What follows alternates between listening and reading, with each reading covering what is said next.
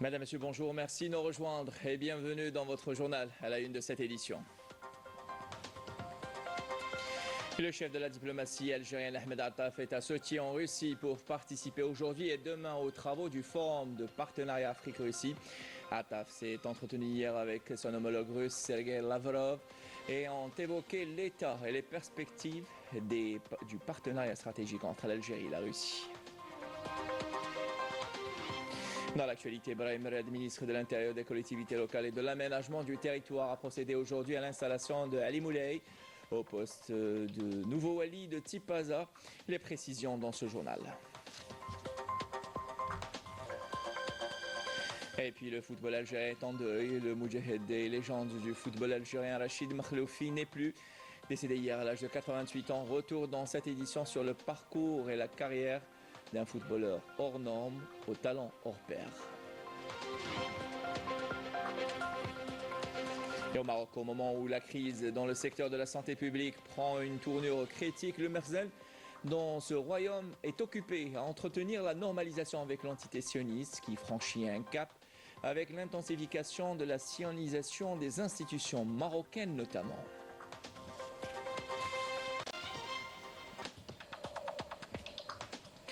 Voilà pour l'essentiel de l'actualité en titre. Merci pour votre attention. Tout d'abord, chargé par le président de la République, Abdelmajid Tebboune, le ministre des Affaires étrangères et de la communauté nationale à l'étranger, Ahmed Attaf, prend part aujourd'hui à Sochi, en Russie, aux travaux de la première conférence ministérielle du Forum de partenariat Afrique-Russie. Et je le disais, qui s'est ouvert aujourd'hui et qui continue jusqu'à demain. Le ministre des Affaires étrangères de la communauté nationale à l'étranger, Ahmed Attaf, a eu hier des entretiens bilatéraux à l'entame de sa visite officielle avec son homologue russe Sergei Lavrov, et ce à l'entame de sa visite officielle à Sochi en Russie, où il devra participer, où il participe aux travaux de la première conférence ministérielle du Forum de partenariat Afrique-Russie. La rencontre a permis d'évoquer l'état et les perspectives des relations de partenariat stratégique entre l'Algérie et la Russie, dans le cadre du suivi de la mise en œuvre des conclusions de la visite d'État effectuée par le président de la République en Russie en juin 2023 et des discussions qu'il a eues avec le président de la Fédération de Russie, Vladimir Poutine.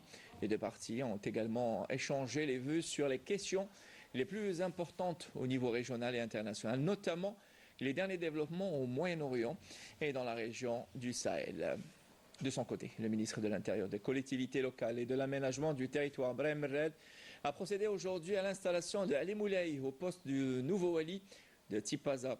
La cérémonie d'installation s'est déroulée au niveau du siège de la wilaya de Tipaza en présence d'élus, de cadres de l'État et d'acteurs locaux. Le ministre a rappelé à l'occasion les engagements du président de la République qui place le citoyen au centre de ses préoccupations.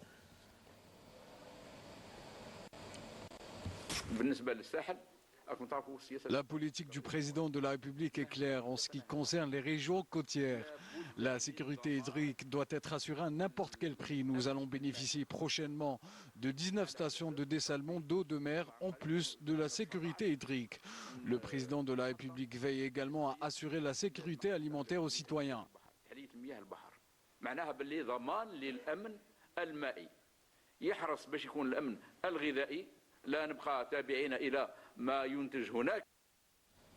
Et puis l'actualité est marquée également par la disparition de l'enfant de Sétif, né en 1936, décédé hier à l'âge de 88 ans. Il aura marqué toute une génération avec son talent, son charisme, sa résistance autant que Moudjahed. Il s'agit là de Rachid Makhloufi. Retour sur le parcours et la carrière riche de ce grand monsieur avec Adel Bokhames. 3 mois à peine après avoir soufflé sa 88e bougie, Rachid Makhloufi tire sa révérence. Illustre footballeur algérien qui s'est distingué par un parcours unique dans l'histoire du sport roi. Pour beaucoup, il fait partie des meilleurs joueurs africains de tous les temps. Tout au long de sa carrière, il a fait vibrer les férus du ballon rond en Europe, au Maghreb et en Afrique. Natif de Sétif en 1936, Rachid Makhloufi a fait ses premières armes lors des années sombres du colonialisme.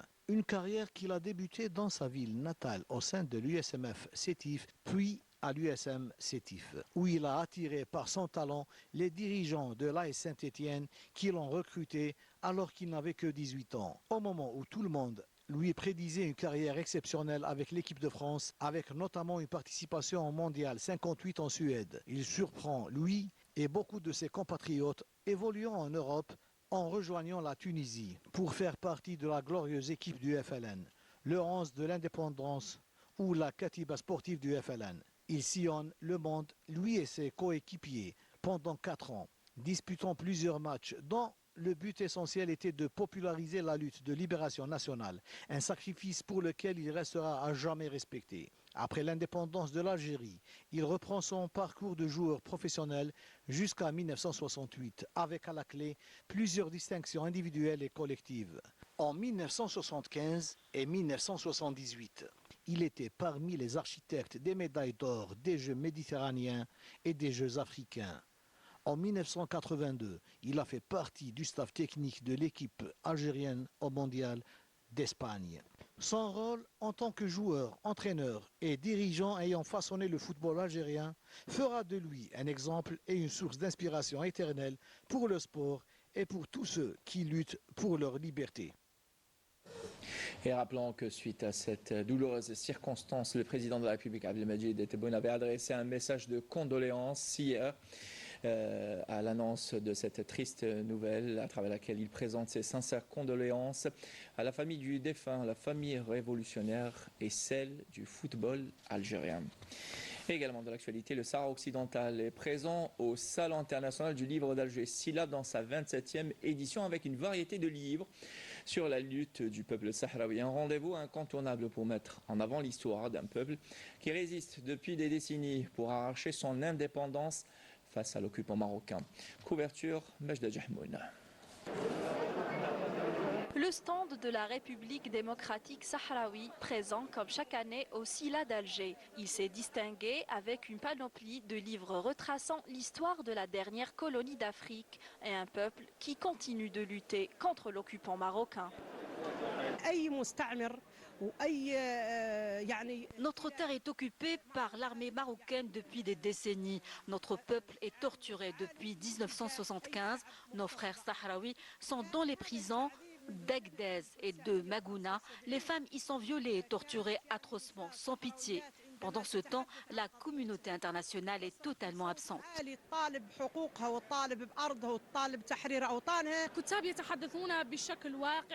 Les ouvrages exposés relatent la réalité de notre résistance et ce qu'endure notre peuple sous le joug colonial. Ces livres sont un message puissant du courage et de la lutte politique, diplomatique et militaire des Sahraouis. De plus, l'occupant marocain continue d'exploiter les richesses du territoire sahraoui jusqu'à présent, faisant fi de la légalité internationale. Depuis 1975, le Marzen poursuit le pillage des richesses sahraouis illégalement et en fait profiter ses alliés occidentaux en contrepartie de la reconnaissance de la prétendue souveraineté marocaine sur le Sahara occidental, au moment où le peuple sahraoui souffre le martyre privé de ses propres ressources. Inspirés par la résistance du peuple algérien, les Sahraouis font preuve d'une lutte inébranlable, déterminée à ne jamais baisser les bras. Le peuple algérien a tout sacrifié pour son indépendance. Le peuple sahraoui fera de même pour arracher sa liberté. Preuve en est 50 ans d'occupation et nous résistons encore. Je remercie l'Algérie, le pays des martyrs, qui nous a accueillis sur ces terres et qui nous a toujours aidés. Gloire à nos martyrs. Le stand de la RASD n'a pas laissé les visiteurs indifférents avec la variété des livres exposés. Il y a des livres d'histoire qui relatent les circonstances de vie des Sahraouis. Il y a également des livres pour enfants, de la poésie aussi, et même des ouvrages politiques. Malgré toutes les manœuvres du Marzen, le peuple sahraoui ne renoncera pas à ses terres et continue de lutter. Et la lutte du peuple sahraoui pour son autodétermination passe aussi par l'art. Plusieurs intellectuels et artistes ont participé à un espace artistique dédié à la solidarité au peuple sahraoui avec un message clair, briser le silence et lever le blackout sur la cause sahraoui. Nous dit Raouf Hamouche. Véhiculer des messages à travers l'art, c'est de cette façon que ces artistes ont choisi de soutenir la cause sahraoui. Cet espace artistique a vu une participation massive d'intellectuels et d'artistes. Objectif, briser le silence et lever le blackout sur la cause sahraoui. Chaque artiste est venu témoigner de sa solidarité avec le peuple sahraoui à travers une peinture ou un dessin. Nous avons également ce qu'on appelle des caisses de la mémoire qui retracent l'époque où le peuple sahraoui était en attente de l'organisation du référendum pour l'autodétermination et l'indépendance depuis 1992.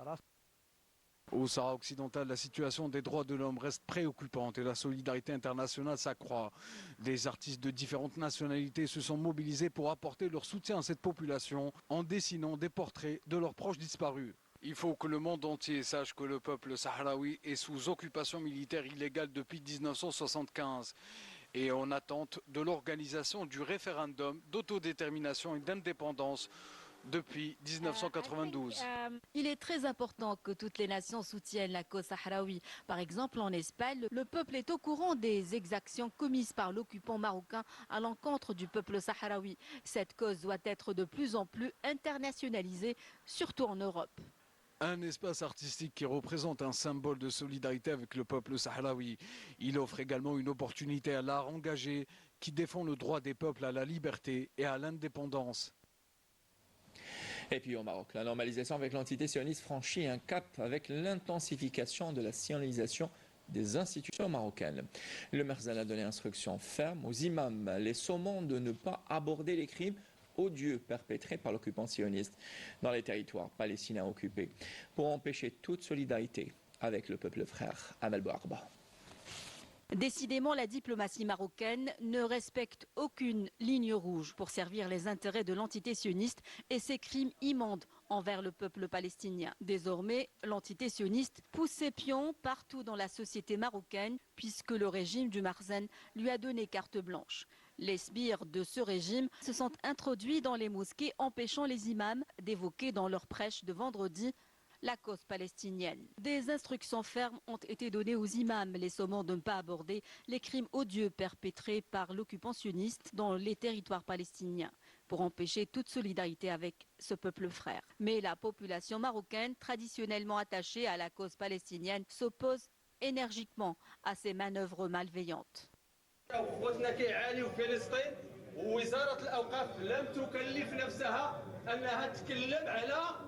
داك الشيء اللي كيتعرض له المسجد الاقصى واش عباد الله كاين شي منكر اكثر من هذا الشيء وعباد الله وزاره الاوقاف لم تكلف نفسها ان تتكلم عن المسجد الاقصى واش كاين شي ظلم المسجد الاقصى ماشي كيسعاو كيخربوه كيسعاو يهدموه وحنا في البلاد ما قادينش يهضروا. La sionisation des institutions marocaines s'est intensifiée. Pour contrôler la société marocaine, le Merzan a implanté des imams fonctionnaires non musulmans dans les mosquées. Ces derniers ont bénéficié d'une formation sioniste dans les plus grandes universités israéliennes. D'autre part, des voix se sont élevées au sein du Parlement marocain, critiquant vivement le ministre marocain des Affaires religieuses pour son orientation pro-sioniste. De l'aveu même de nombreux observateurs, cette situation qui s'apparente à une véritable invasion sioniste du pays est exacerbée par les absences répétées de Mohamed VI, qui a remis les clés du pays à l'entité sioniste, scellant ainsi définitivement son destin à celui de ce régime aux visées expansionnistes. Occupée par l'opération de séduction de l'entité sioniste, la crise dans le secteur de la santé publique dans ce royaume prend une tournure critique. En grève, les syndicats des professionnels de santé annoncent une série de mobilisations pour dénoncer le non-respect des accords signés avec le gouvernement. Ils avertissent même d'une intensification du mouvement si leurs revendications continuent d'être ignorées. Madame Damis. À l'image des autres secteurs d'activité, le secteur de la santé est confronté à une paralysie totale. Le corps médical et paramédical des hôpitaux publics de tout le Maroc ont répondu à l'appel à la grève nationale lancé par leurs syndicats. Ce mouvement qui risque de s'intensifier dans les jours à venir fait suite au mécontentement croissant des professionnels de santé excédés par le manque de considération de leurs revendications et l'inaction persistante du gouvernement. Les syndicats dénoncent le non-respect des engagements pris par l'exécutif concernant l'amélioration des conditions de travail, l'augmentation des salaires et la modernisation des infrastructures. Pour le personnel soignant, ces revendications représentent bien plus qu'une simple question salariale. Elles touchent au fondement même du système de santé marocain qui, selon eux, doit être renforcé pour répondre aux besoins de la population. Cette grève reflète la colère croissante parmi les professionnels de la santé qui accusent le gouvernement de faire fi des accords précédemment signés et de piétiner leurs droits dans le projet de loi de finances pour 2025. Face à cette situation, la coordination syndicale a annoncé une série de mesures, dont un rassemblement national devant le ministère de la Santé, ainsi qu'un boycott des programmes de santé et des services non urgents, tout en avertissant qu'ils intensifieront la mobilisation si leurs revendications ne sont pas prises en compte, imputant au gouvernement et au ministère de la Santé la responsabilité de la dégradation continue des services de santé, pour dire que même la santé est malade de ses dirigeants. Et puis le focus de ce samedi est réservé donc à la nouveauté de l'université algérienne. Une nouvelle spécialité vient de s'installer au niveau de l'université d'Oran.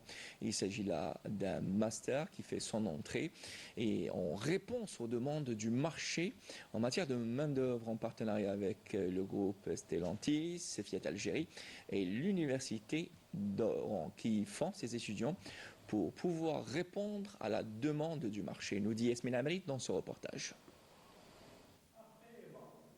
Décidé plus que jamais à se moderniser et à s'adapter aux besoins du marché de l'emploi, l'université algérienne a introduit ces dernières années de nouvelles filières, à même de faire d'elle un des maillons forts de l'économie nationale, comme c'est le cas à l'ISTA de l'Université des sciences et de technologie d'Oran, où les étudiants découvrent une spécialité inédite en Algérie, le management des unités de production. Ce programme de master en alternance, une première nationale, leur offre l'opportunité d'explorer les bases de la gestion industrielle, tout en se préparant aux défis concrets d'une carrière dans l'industrie après avoir acquis des connaissances approfondies en gestion de projet et en optimisation des processus industriels.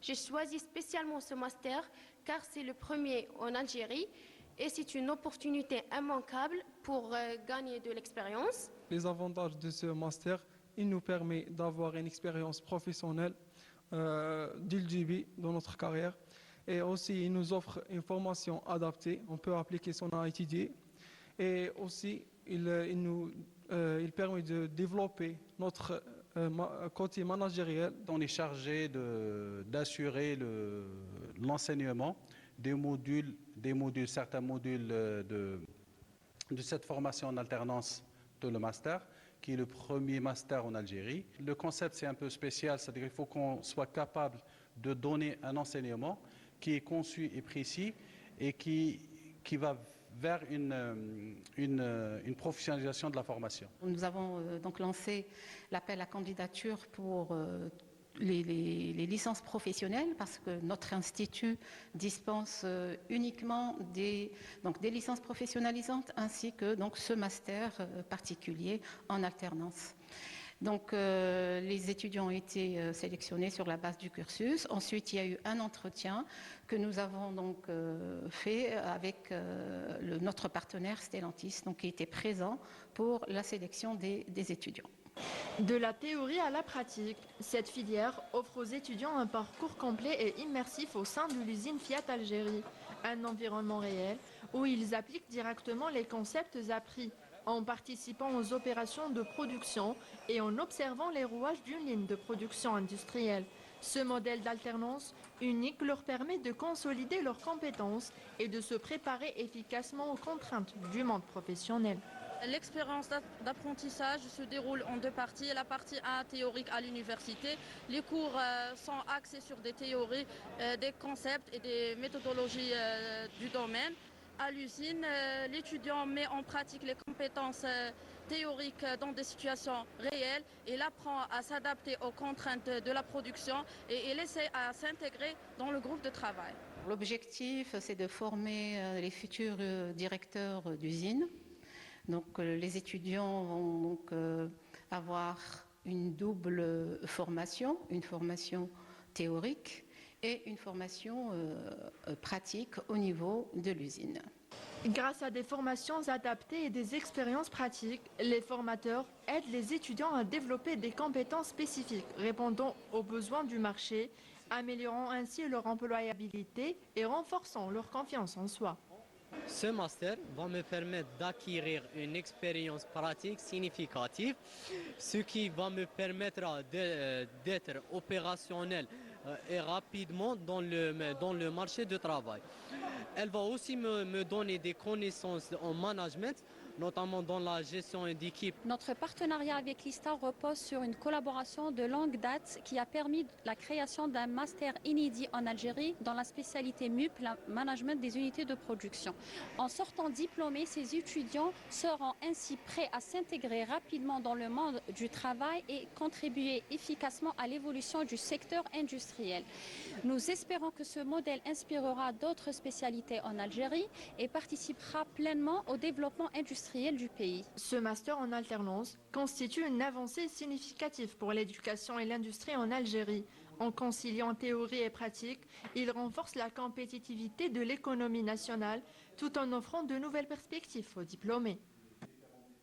Et puis un mot de santé, le ministre de la Santé Abdelhak Seihi a mis l'accent lors de son allocution à l'ouverture des travaux du 2e congrès national de la Société algérienne des maladies respiratoires sur l'impératif de dynamiser la recherche scientifique au niveau de l'ensemble des établissements hospitaliers en vue d'ouvrir des perspectives permettant de traiter plusieurs problématiques et d'être au diapason des dernières avancées en la matière. Les travaux du congrès se sont déroulés en présence du ministre du Travail, de l'Emploi et de la Sécurité sociale, Faisal Ben Taleb, et du président de l'Agence nationale de la sécurité sanitaire, Kamel Sanhaji. Dans ce contexte, le ministre a précisé que son secteur accordait un intérêt majeur à la recherche scientifique et aux rencontres y afférentes, soulignant l'importance de la recherche scientifique et la création d'unités de recherche au niveau des différents services sanitaires en coordination avec le ministère de l'Enseignement supérieur de la recherche scientifique. Et toujours santé, à Oran s'est tenu jeudi, vendredi dernier, le 9e congrès international de l'Association des cardiologues et diabétologues du Maghreb, ACDM, qui a rassemblé des spécialistes de renom pour aborder les défis liés aux pathologies cardio-métaboliques, nous dit pour Canal Algérie Yasmine Amarine dans cette couverture.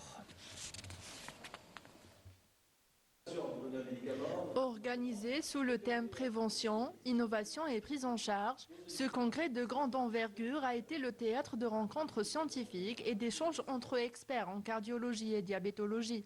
Conférences, ateliers et tables rondes se sont succédés, attirant une large audience de professionnels du domaine médical, tant nationaux qu'internationaux.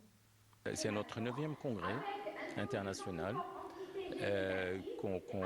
Qui rassemble quand même plus de 700 personnes chaque année, 700 médecins.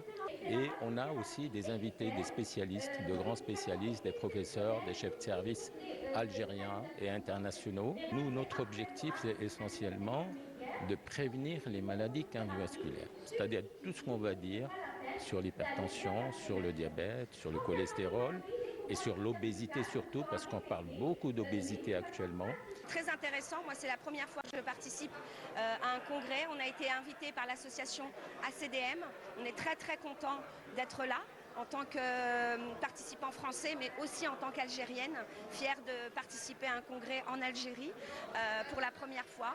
En tout cas, j'en tire une expérience très enrichissante. C'est une très belle opportunité d'avoir pu participer à cet échange qui est vraiment grandiose. Je ne l'imaginais pas ainsi.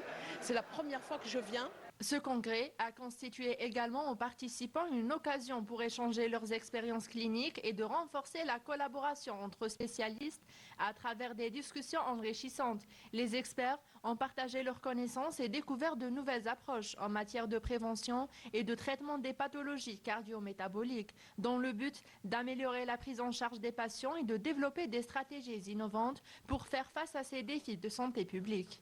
On a des nouvelles thérapies qui sont en train d'arriver et qui permettent à la fois non seulement de traiter les facteurs de risque usuels, à savoir traiter le diabète, traiter l'hypertension, mais aussi de réduire à la fois la maladie cardiovasculaire. J'ai inventé, si j'ose dire, une nouvelle formule pour faire de la réadaptation cardiaque en France qui s'appelle les structures libérales légères. C'est un processus qui a commencé il y a 5 ans maintenant. On arrive sur le rapport final avec des résultats extraordinaires. Et j'invite vraiment les médecins algériens à se rassembler, à se mettre en des groupes pour faire la même chose. Pour les patients, c'est extraordinaire. On vient de lancer un nouveau médicament en Algérie qui est le Diamicron 60 LM. Et l'intérêt c'est quoi? C'est bien sûr de réduire le nombre de comprimés, réduire les factures par rapport à l'État. Et très ravi de participer à ce congrès et on reste toujours au service du malade algérien. Il y a des nouveautés au niveau médicamenteux, au niveau technique et qui nous permettent justement d'échanger et d'essayer d'utiliser ces techniques et ces médicaments, ces nouveaux médicaments qui deviennent de plus en plus efficaces. En somme, cet événement vise à renforcer la collaboration scientifique et médicale pour améliorer la prévention et le traitement, contribuant ainsi à l'optimisation de la prise en charge des patients à l'échelle régionale et internationale. C'était là une couverture pour Canal Algérie signée Yasmine Amri. Et puis un mot de tourisme. Le secteur du tourisme à Borj Bouarerij prend de l'élan et se développe avec de nombreux établissements hôteliers qui sont en cours de réalisation afin de renforcer le parc hôtelier de cette région, qui demeure un carrefour entre le nord, l'est, l'ouest et le sud du pays. Saïd Amayouf nous en dit un peu plus dans ce reportage. Regardez. De par sa position stratégique constituant un lien fort important entre les wilayas de l'Est et celles du centre et de l'Ouest, mais également un carrefour entre le nord et le sud du pays et se trouvant sur les plus importants axes routiers, la wilaya de Borj Bouarerij est ainsi devenue un passage obligé dans le mouvement des passagers pour diverses raisons, notamment économiques. Un état de fait pour lequel une forte dynamique est constatée ces dernières années en matière d'investissement dans le renforcement des structures d'hébergement, tourisme urbain oblige. On a constaté ces dernières années un engouement de la part des investisseurs à réaliser des hôtels dans la région. On recense actuellement 13 nouveaux établissements hôteliers en cours de réalisation avec une capacité d'accueil de 1200 lits. C'est un plus pour la wilaya qui ne compte actuellement que 8 hôtels avec 591 lits. Vers la fin de l'année en cours, on comptera 441 lits supplémentaires, à savoir plus de 80% des capacités d'hébergement, ce qui est loin d'être négligeable.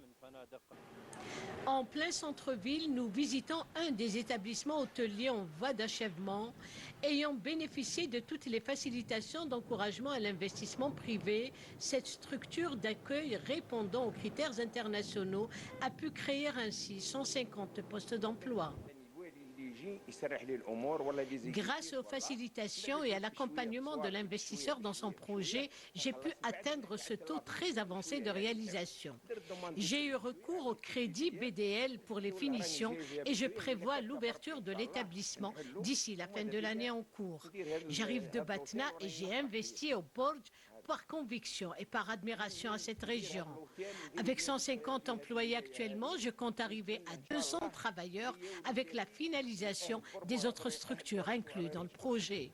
Les projets فيه salle des fêtes, 2 salles des fêtes, فيه centre commercial et فيه ثاني كاين hôtel, كاين 156 chambres. فيه حمام, فيه sauna, فيه pizzeria, فيه cafétéria, salle de sport. في حوايج في بيسين ثاني تصميم خادمين حاجه يعني مودرن ما شاء الله خادمين حاجه جديده ان شاء الله حاجه تشرف ولايه برج بوعراريج. Le règlement du foncier touristique est sans nul doute d'un apport inestimable dans la relance de l'activité touristique. Par conséquent, 3 zones d'expansion touristique sont en cours de réalisation.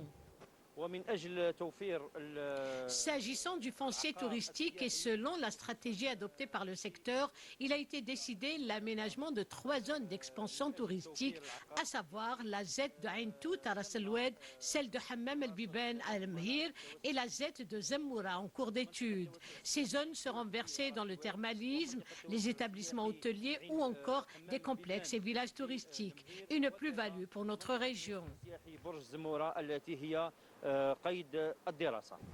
Consolider son parc hôtelier et offrir aux visiteurs de la région un séjour de tout repos qui de plus est de qualité, tel est l'objectif auquel s'attellent les concernés du secteur du tourisme dans la wilaya. Et avec la machine du développement touristique à Borj Bouarelij, nous arrivons à la fin de cette édition réalisée par Youssef Hatem et préparée par Adel Boukhams et Céline Bessaïdine Nordine Faudel. Tout de suite, les nouvelles du Celsigne et Mila Abed. J'aurai le plaisir de vous retrouver ce soir pour l'édition 19h. Bon appétit si vous êtes à table et à tout à l'heure.